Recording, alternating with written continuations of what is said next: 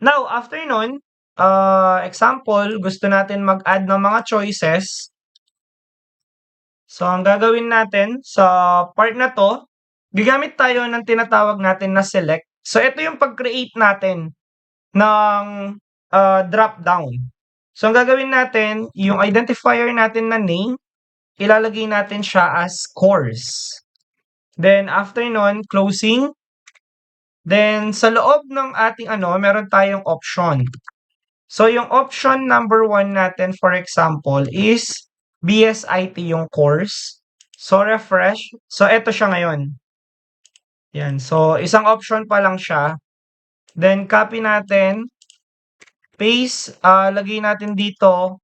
For example, BSCS. So, refresh. So, eto. Dalawa na yung option natin.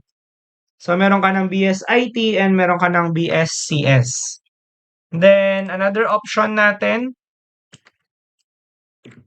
So, for example, ay BSIS naman or Information System. So, yan. Tatlong choices meron tayo. So, bahala kayo kung ilang choices yung ilalagay natin dito. So, it's up to you guys. Then, after nun, ang next naman ay maglalagay ulit tayo ng BR dito sa baba.